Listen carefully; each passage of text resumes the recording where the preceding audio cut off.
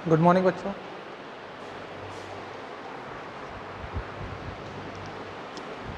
हमने chapter 4 of business के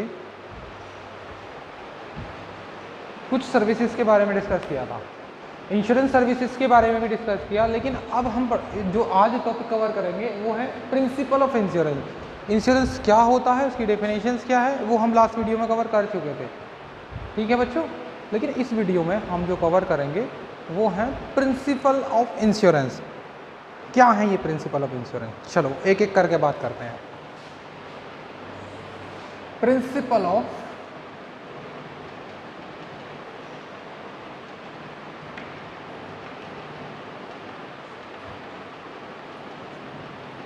at most good faith.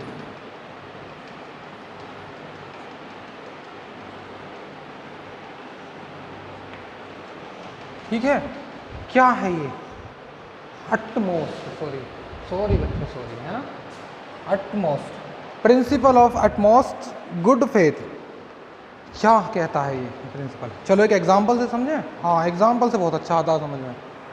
देखो, मानो ये LIC है या कोई इंश्योरेंस कंपनी है ना। ये एग्जांपल मैं बना रहा हूँ। कोई कंपनी है जो इंश्योरेंस कराती है, ये कंपनी है जो इंश्योरेंस कराती है। मीन्स क्या है ये? इंश्योरर ही तो है ये। और मिस्टर ए जिसने इंश्योर कराया अपनी बाइक का या अपने स्टॉक का, जिसको कुछ भी कर रहा हो, सेल कर रहा हो या इसके पास रखा हो, ये क्या था? वो व्यक्ति जिसने इंश्योर्ड कराया, यानी इंश्योर्ड है ये कि हाँ, अगर ये रिस्क ऑफ लॉस किस पर है? इंश्योर्ड है इन रिस्क ऑफ लॉस। यानी अगर बाइक का कोई एक्सीडेंट होता है, बाइक का एग्जांपल ले लो या स्टॉक का ले लो, दोनों की ही बात करते हैं।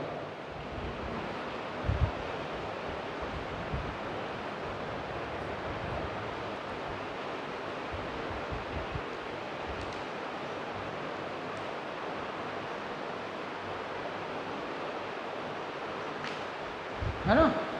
क्या है इसका मतलब? कि ये इसके लिए इंश्योर है। अब एक्चुअल में इनकी जो वर्थ वैल्यू है दोनों की, स्टॉक ले लो, है ना, कि इसकी कीमत है 1 लाख रुपए, जिसका इंश्योरेंस कंपनी ने इसको इंश्योर्ड कर दिया।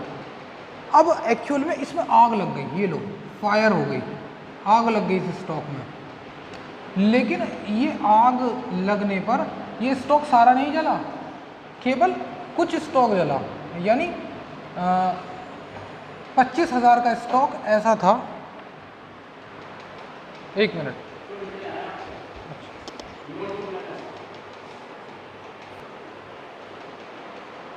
आ जाओ बच्चों। तो क्या हुआ, इसमें 25,000 का स्टॉक था, वो क्या था? सेफ था, इसका कुछ नहीं हुआ। लॉस जो हुआ वो 75,000 के स्टॉक या 50,000 का स्टॉक पूरी तरह लॉस हो गया, है ना, ये फुली लॉस हो गया। और 25,000 का ऐसा स्टॉक था जो सेल्वेज वैल्यू के साथ में था। सेल्वेज वैल्यू कौन सी होती है? कि जल तो गया लेकिन अभी उसकी इतनी वैल्यू बची हुई है, कंप्लीट नहीं जला, अधूरा जला हुआ है। यानी अगर हम उसको बेचें, उस वैल्यू को जलने के बाद भी बेचें, तो कुछ पैसे आ सकते हैं, जैसे 5,000 रुपये आ सकते हैं। सेल्वेज वैल्यू कितनी है? बेचने पर 5,000 आ सकते हैं। अब बताओ, मिस्टर ए ने क्लेम करा, इस कंडीशन के बाद क्लेम क्या किया कि मेरा स्टॉक जल गया। अच्छा, जिसको मैंने इंश्योर्ड कराया था, ये कहा था कि अगर 1 लाख रुपए का मेरा जो स्टॉक है वो लॉस हो जाए किसी कारण से, आग लगने से, बारिश से या किसी भी वजह से इंसिडेंटल हो जाती है, तो उसका रिकवरेशन आप दोगे। उसके बदले में ये इसको क्या दे रहा होगा? प्रीमियम दे रहा होगा, जिसे हम किस्त कहते हैं, बीमे की, इंश्योरेंस की किस्त, है ना। तो हाँ ठीक है, इसने एश्योर्ड कर दिया इसको कि हाँ दूंगा मैं, क्योंकि कंपनी ने एग्रीमेंट किया इसके बीच में। अब इसने जब क्लेम किया तो क्या कहा कंपनी से कि 1 लाख रुपए लेकर आओ, मेरे स्टॉक में आग लग गई। तो क्या ये ठीक है हैं कि ये इससे 1 लाख रुपए मांग रहा है और स्टॉक जला हुआ भी दिखा रहा है कि जला है, लेकिन ये एक्चुअल में झूठ बोल रहा है, क्लियर नहीं बता रहा उसको। क्लियरली का मीन्स ये जो डील करता है ना, principle of utmost good faith, वो कहता है कि गुड फेथ यानी सही सही बताओ कि वास्तव में तुम्हारा नुकसान कितना हुआ। कोई प्रोडेंटल नहीं होना चाहिए। 25,000 तो सेफ हैं, इसमें से भी 5,000 मिल सकते हैं, तो एक्चुअल में कितने रुपए का क्लेम करना चाहिए इसे क्लेम तो रिमेनिंग अमाउंट करना चाहिए जो लॉस नहीं हुई है, जो लॉस हो गई है। ठीक है, तो इसी प्रिंसिपल्स को हम पढ़ते हैं। आ जाओ बेटा, आ जाओ जल्दी से। According to the principle insured insurance is a contract based on faith. किस पर है? विश्वास के ऊपर है। कभी कभी बाइक को क्या करते हैं ना, बाइक को क्या करते हैं कि अगर उसका वाइजर या हेडलाइट में कुछ जरा सी प्रॉब्लम आती है तो क्लेम लेने की वजह से जबरदस्ती उसे तोड़ देते हैं। ऐसा करते हैं ना, बाइक के कुछ पार्ट्स का क्लेम लेने के लिए हम जबरदस्ती उसको तोड़ देते हैं और इंश्योरेंस कंपनी को ये बताते हैं कि भाई हमारा एक्सीडेंट हो गया। एक्सीडेंटल क्लेम का ही तो रिकवरेशन देती है इंश्योरेंस कंपनी। तो क्या ये गुड फेथ था? है ना, तो ये डील करता है इसी केस में कि जो भी कॉन्ट्रैक्ट हुआ है इनके और इनके बीच में वो फेथ पर डिपेंड करता है, यानी विश्वास पर डिपेंड करता है। The insured and insurer must disclose all material fact. सिर्फ इसकी ही ड्यूटी नहीं है कि सब कुछ क्लियर बताए, इसकी भी ड्यूटी है कि जो भी कंडीशन है किसके बारे में, उस बॉन्ड के बारे में जो इन दोनों के बीच में हुआ है, जिसे हम पॉलिसी कहते हैं, है ना, इसमें जितनी भी कंडीशन है इसकी तरफ से उनको सबको बताया। क्या आज तक हमने जब भी इंश्योरेंस कराया सारी कंडीशंस पढ़ी? नहीं पढ़ी ना। टीवी पर एक ऐड आता है, ध्यान करो, म्यूचुअल फंड इन्वेस्टमेंट, सही है, चल रहा है ना। अब उस म्यूचुअल फंड इन्वेस्टमेंट की एक दिक्कत थी। क्या दिक्कत थी कि अब से पहले, कुछ साल पहले जब वो ऐड आता था तो उस म्यूचुअल फंड के फायदे ऐसे बताता था जैसे सबसे बेहतर तरीका सारे बिजनेस छोड़कर म्यूचुअल फंड में जाने का ही है, यानी आदमी अपना बिजनेस शुरू करे और म्यूचुअल फंड में ही पैसा लगा दे। क्या होता है म्यूचुअल फंड, हम ये बात नहीं कर रहे, मैं ये मानकर चल रहा हूँ कि ऐसा ही कुछ है, सिर्फ मानकर चल रहा हूँ। ठीक है, तो ऐसा समझो जैसे इनके बीच में कॉन्ट्रैक्ट होता है, ऐसे ही म्यूचुअल फंड पॉलिसी देने वाले हैं, वो भी तो पॉलिसी थी। अब लेकिन उसकी एक बुराई थी, वो बुराई जो उसकी सारी अच्छाइयों पर पानी फेरने वाली थी।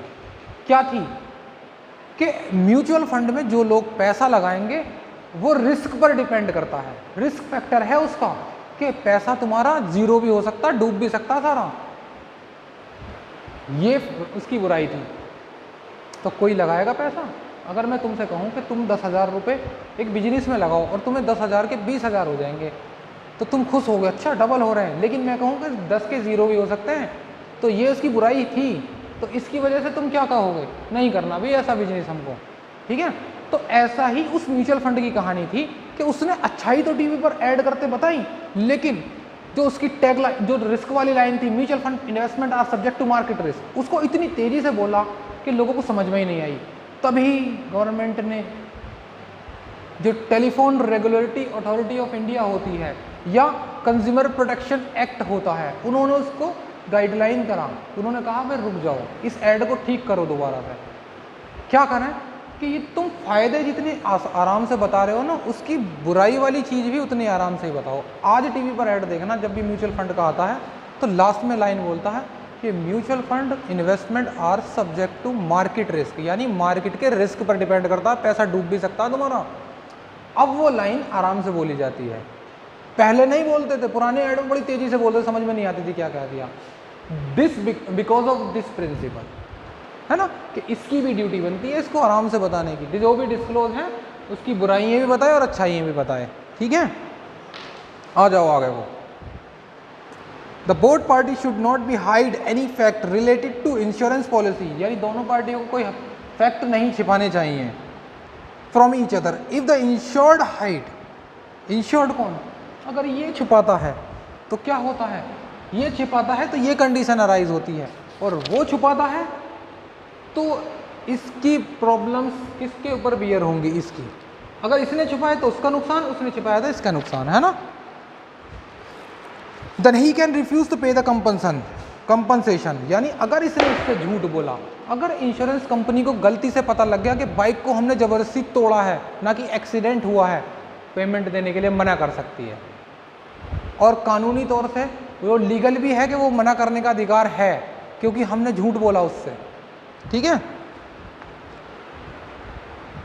तो failure to make the disclose the material fact by the insured make the contract is insured voidable at the discretion of the insurer. क्या कहा कि ये जो कॉन्ट्रैक्ट हुआ था इन दोनों के बीच में वो वॉइडेबल हो गया। वॉइडेबल का मतलब जीरो, खत्म। एक होता वॉइड, वॉइड का मतलब जब कॉन्ट्रैक्ट किया तभी से ही बेकार है, वो तो फ्रॉड कॉन्ट्रैक्ट था, लेकिन ये बाद में कॉन्ट्रैक्ट वॉइड फ्रॉड हुआ है, झूठ बोला है ना बाद में जाकर, तो वो वॉइडेबल हुआ है, ठीक है। आगे आ जाओ। फॉर एग्जाम्पल पढ़ लेना, एग्जाम्पल नहीं पढ़ा रहा मैं।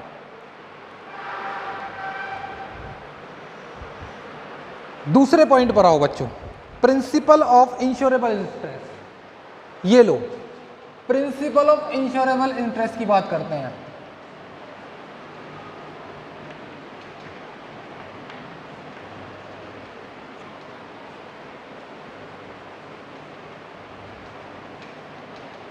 इंटरेस्ट,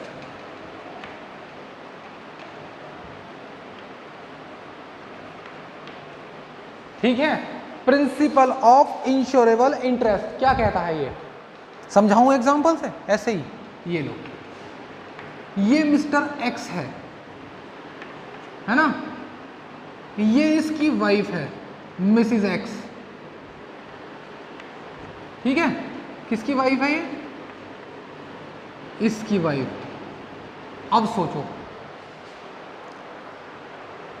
ये दोनों हस्बैंड वाइफ हैं, इन दोनों ने, मिस्टर एक्स ने क्या करा, एक LIC कराई, लाइफ इंश्योरेंस पॉलिसी, बीमा कराया ना, इंश्योरेंस किसका कराया, अपनी वाइफ का। हाँ ठीक है, सही बात है। क्यों, क्योंकि ये इसकी वाइफ है इसलिए कराया, इसलिए ना। अब एक मिस्टर पी है जो इसका भाई है ना, इसने इसका इंश्योरेंस कराया, हेल्थ इंश्योरेंस करा दिया, ये लोग। हाँ, क्यों, कारण है उसका बिहाइंड इसके, इस इंश्योरेंस के, क्योंकि इसका भाई ए है, इसलिए इसका इंटरेस्ट है इसमें, इसका भी है। लेकिन ये लो, एक मिस्टर वाई है, ये इनका कोई नहीं है, स्ट्रेंजर है इनके लिए, ठीक है। This is the stranger person to all of them. अब इसने इसका इंश्योरेंस कराया, क्यों कराया भाई, this is the principle of insurable interest. क्या इसका इसमें कोई इंटरेस्ट है, या इसने इसका इंश्योरेंस करा दिया मिस्टर एक्स का, क्यों कराया भाई इसने। अगर ऐसा करता है ना, तो क्या होता है, एक एग्जांपल ये हुआ, एक और एग्जांपल लेते हैं। ये लो, एक और एग्जांपल लेते हैं। ये मिस्टर एक्स है, इसका एक हॉर्स है ना, ये घोड़ा है इसका, राइडिंग करता है, खुद चलाता है इसे। अब इसने एक्स ने इसका एक इंश्योरेंस करा लिया हॉर्स का, है ना, इंश्योरेंस कराया कि अगर इसको कोई चोट वोट लग जाए तो कौन क्लेम देगा, कंपनी देगी क्लेम, है ना, इंश्योरेंस कंपनी। समझ में आती है बात, क्योंकि ये इसका है, ओनर है ये इसका, इंश्योरेबल इंटरेस्ट है। लेकिन एक हॉर्स ये है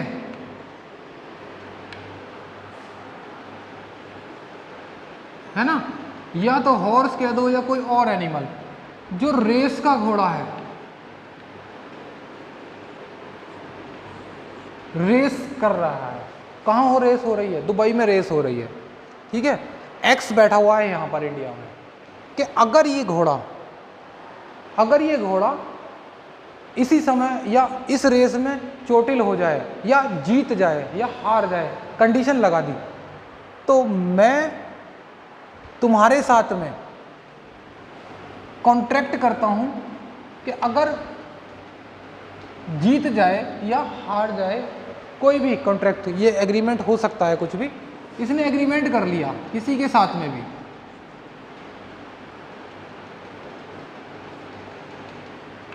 चाहे वो कंपनी के साथ करे किसी के या किसी इंडिविजुअल के साथ करे, ठीक है। तो अब क्या होगा कि अगर हार जाए जीत जाए तो मैं तुम्हें 10,000 रुपये दूंगा, और नहीं तो तुम मुझे दे देना 10,000। तो व्हाट इज दिस? क्या है ये? है ना, this is the batting, clearly A batting, gambling. क्या ये सट्टेबाजी नहीं है? क्योंकि इसका उसमें क्या मतलब, कोई इंटरेस्ट है यहाँ पर? इंश्योरेंस कराने का मतलब कोई इंटरेस्ट है? इंश्योर का मतलब कि अगर उसको चोट लग जाए या वो हार जाए या जीत जाए, कुछ भी हो जाए उसका, तो इससे इसका क्या जा रहा है भाई? और ये उस पर पैसे लगा रहा है, उसकी किस्त दे रहा है या फिर उस पर स्पेसिफिक अमाउंट दे रहा है। तो this is not A principle of, this is not A insurable interest. उसका कोई इंटरेस्ट नहीं है उसमें, जो इंश्योरेंस कराए वो यहां करा सकता है, यहां है इंश्योरेबल इंटरेस्ट। समझ में आती है बात? कि अगर हम करते हैं जहां पर हमारा कोई इंटरेस्ट ही नहीं है, वो क्या है? एक प्योरली एक गैम्बलिंग है, ठीक है। चलो पढ़ते हैं इसको। According to the principle the insured must have an insurable interest, उसका कुछ ना कुछ रिलेटिव या रिलेशन होना चाहिए, है ना। In the subject matter of insurance policy without interest taken an insurance policy is an gambling. क्या है? बिना इंटरेस्ट के, ना तो यहाँ पर कोई इंटरेस्ट है इसका, क्या है ये? गैम्बलिंग है, फ्रॉड है ये। This is illegal activities, called illegal activities, गैर कानूनी है सट्टेबाजी करना, ठीक है।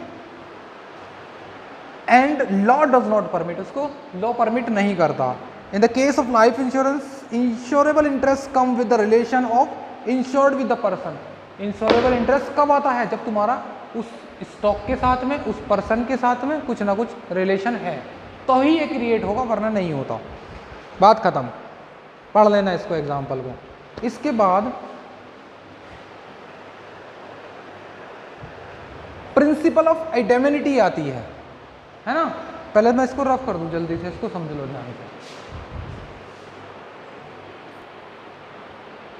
चलो बच्चों, प्रिंसिपल ऑफ इंडेमनिटी पर आते हैं। प्रिंसिपल ऑफ इंडेमनिटी इसी केस से जुड़ी हुई है। गुड फेथ का मतलब था कि ईमानदारी से ये सारी चीजें डिस्क्लोज करें इसको, और ये इसको डिस्क्लोज करें, ये तो गुड फेथ था। लेकिन इंडेमनिटी के केस में क्या आता है, देखो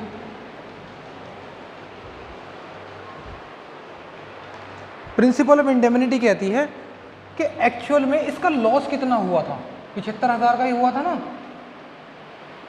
वो इसको झूठ बोल रहा है, ये तो यहाँ केस में आता है, या ये इसको झूठ बोलता है तो इस केस में आता। लेकिन वास्तव में अब बात आती है कि ये कंपनी इसको कितना करे। इन्होंने इंश्योरेंस जो कराया वो 1 लाख रुपए का कराया था। इंश्योरेंस कंपनी से जो इंश्योरेंस कराया वो 1 लाख का था।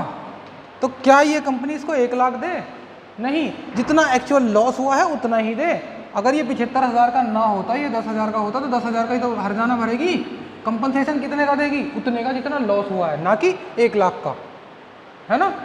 ऐसे तो पूरी प्रॉपर्टी का लॉस वो करा दो इंश्योरेंस, और थोड़ी सी प्रॉपर्टी को लॉस में दिखा दो, आग लगा दो थोड़ी सी प्रॉपर्टी में, और पूरी प्रॉपर्टी का इंश्योरेंस ले लो। भाई प्रॉपर्टी कितने की? 10 लाख रुपए की, और लॉस करो 10,000 का, 10,000 में आग लगा दो, और कंपनी कितना देगी? 10 लाख दे देगी। फिर यानी फ्रॉड हो गया ना ये तो केस में। तो प्रिंसिपल ऑफ इंडेमनिटी कहती है कि जितना नुकसान हुआ है, कंपनी के पास सिर्फ उतनी ही जिम्मेदारी है उसको क्लेम देने की, ठीक है। This is the call indemnity. Indemnity का मतलब है हर्जाना देना, कितना दे? जितना नुकसान हुआ है। According to this principle insurance is not a contract of making a profit, यानी ये प्रॉफिट कमाने का कॉन्ट्रैक्ट नहीं है, ये तो उस कंपनसेशन को फिल करने का कॉन्ट्रैक्ट है जो उसने बियर किया लॉस, ठीक है। वरना ये क्या करेगा, हर बार 1 लाख का इंश्योरेंस कराएगा और 10-20 हज़ार के स्टॉक में आग लगा देगा और पूरे 1 लाख रुपए लेता रहेगा, हो जाएगा ना ऐसा। तो इसलिए इसको लेकर आए। इसके बाद आ जाओ बेटा कंट्रीब्यूशंस पर, प्रिंसिपल ऑफ कंट्रीब्यूशंस। देखो समझ में आती है बात या नहीं। अब एक और बात ऐसी है जिसको थोड़ा सा समझना, कंट्रीब्यूशंस की बात हो रही है। बात करूं, ये मिस्टर ए है, इसने अपने स्टॉक का जिसकी वर्थ कितनी थी 1 लाख रुपए, है ना, इसने क्या करा, एक कंपनी है ए या कंपनी जेड है, एक कंपनी है जेड और इंश्योरेंस कंपनी है ना, एक कंपनी है x.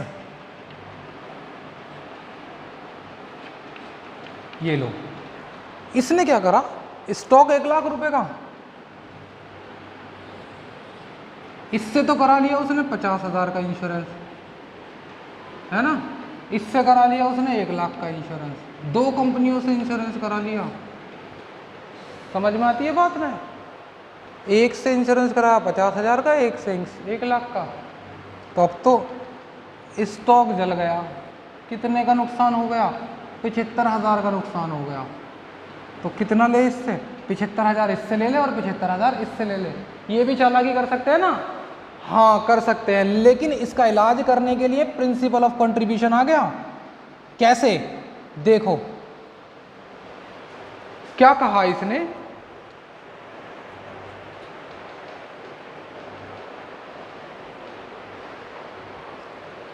The principle of contribution is contrary of the principle of indemnity, है ना, उसी का ही पार्ट है, उसमें भी तो उतना ही दिया जाएगा जितना एक्चुअल लॉस हुआ है, यहां भी इतना ही देंगे। देखो कैसे आएगा निकल कर, according to the principle the person has taking more than 1 insurance policy, अगर 2 ले चुका है वो 1 से ज्यादा, तो क्या करा उसने, क्या करा, ए से कितने का इंश्योरेंस कराया उसने 50,000 का, और टोटल इंश्योरेंस कितने का हो गया था, एक 50,000 इसका, 1 लाख इसका, 1.5 लाख का इंश्योरेंस हो गया ना। मल्टीप्लाई कर दिया उसके एक्चुअल लॉस से, उसका लॉस कितना हुआ था, एक्चुअल लॉस,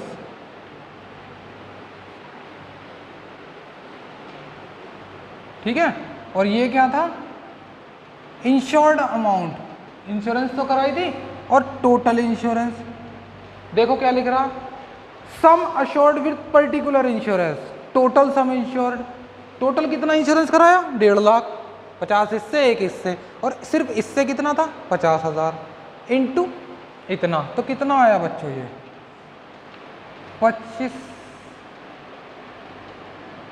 या 75,000, है ना, और 25 दूनी 50, सब साफ हो गए, और तो 25 कितनी आई वैल्यू, 25,000 तो इससे लिया जाएगा। इंश्योरेंस कैलकुलेट करने का तरीका बता रहा हूँ, ऐसे ही यहाँ देखो, इससे कितने का इंश्योरेंस कराया 1 लाख का, टोटल कितना पॉलिसी बनी इनकी 1.5 लाख, और एक्चुअल लॉस कितना हुआ 75,000।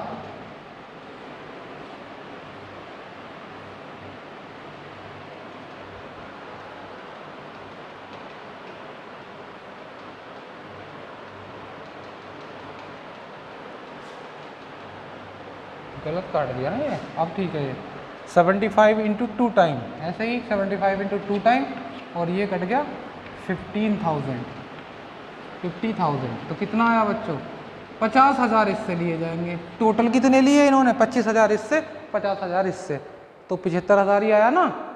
ये भी यही कहता है प्रिंसिपल के, जितना नुकसान हुआ है उतना ही लो, चाहे 1 कंपनी से कराओ या 10 कंपनी से कराओ, तो चालाकी नहीं चलेगी बिल्कुल भी, खत्म बात। नोट करो जल्दी से इसको, ठीक है, यानी इसके बाद अभी और प्रिंसिपल्स बचे हुए हैं हमारे, 3 प्रिंसिपल्स को कवर करते हैं।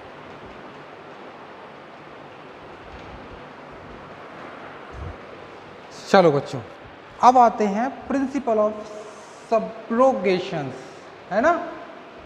क्या कहता है ये,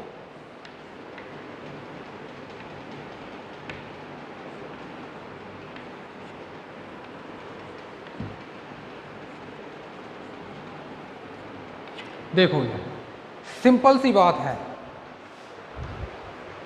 कैसे, किसी भी व्यक्ति ने अगर कोई इंश्योरेंस कराया, ये लो मिस्टर ए ने का जो स्टॉक था उसकी कीमत थी 1 लाख रुपए, ठीक है। अब मान लेते हैं ये फुली बर्न हो गया, ये फुली बर्न हो गया, जल गया। कंपनी ने इसको क्लेम दे दिया, पूरा 1 लाख रुपए का ही क्लेम दे दिया, है ना। कंपनसेशन दे दिया ना कंपनी ने इसको, ये लो कंपनसेशन दे दिया, जिसको हम कह रहे हैं कितने का, ₹1 लाख का ही दे दिया। लेकिन एक बात क्लियर हुई कि जो स्टॉक जला है, स्टॉक जलने के बाद इसकी सेल्वेज वैल्यू कुछ ना कुछ तो बिकेगी कबाड़े में, या बिल्कुल राख हो गया। अगर राख हो गया तो कोई बात ही नहीं है, लेकिन कुछ तो उसकी सेल्वेज वैल्यू बचती है। सेल्वेज मतलब अवशेष जो बचते हैं उसके, वो कुछ बिक जाते हैं।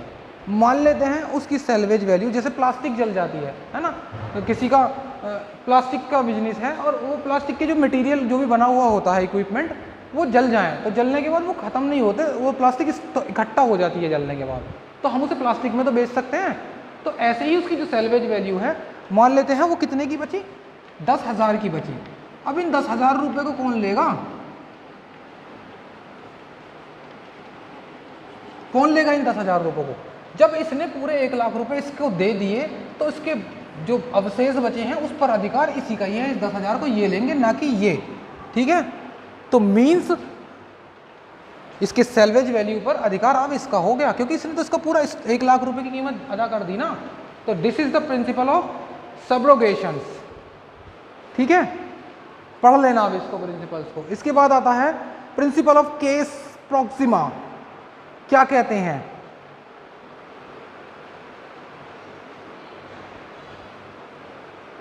क्या कहते हैं, प्रॉक्सिमा का केस है ना।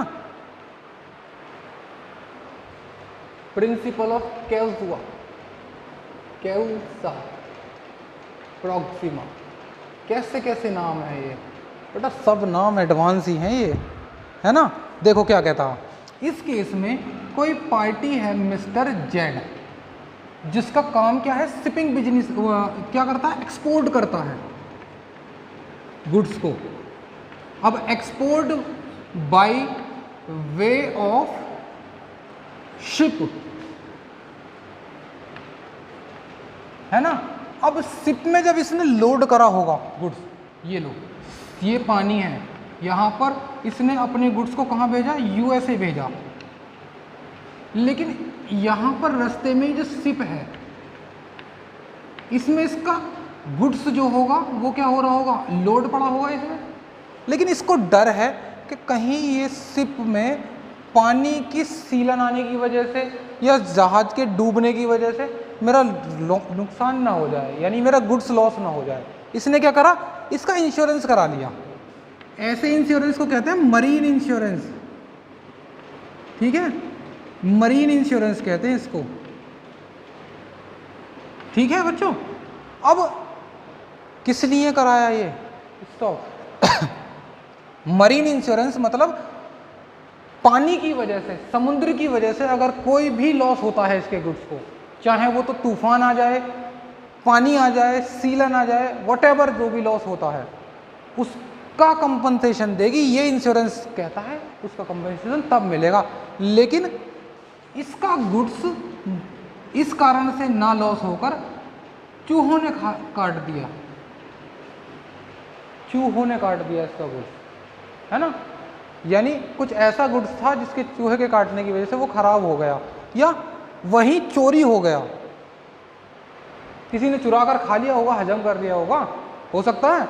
तो क्या इसको इंश्योरेंस मिलेगा, नहीं मिलेगा, नहीं मिलेगा बच्चों, है ना। क्यों, क्योंकि इस इंश्योरेंस के अकॉर्डिंग इसको जो कंपनसेशन मिलना था वो तब मिलना था जब उसका लॉस समुद्र के इफेक्ट की वजह से होता है ना, समुद्री इफेक्ट। मरीन इंश्योरेंस का मतलब समुद्री इफेक्ट, उसी का ही क्लेम मिलेगा। इसके अलावा किसी वजह से लॉस हो जाए तो नहीं मिलेगा।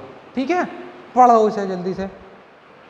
According to the principle case reason for the loss must be related to the subject matter of insurance contract, जो कॉन्ट्रैक्ट में लिखा है उस मैटर से होना चाहिए। ठीक है, if the loss is due to some other cases then insurer can deny to pay the compensation. Example पढ़ लेना, यही है। ठीक है, अब आता है principle of mitigation of losses.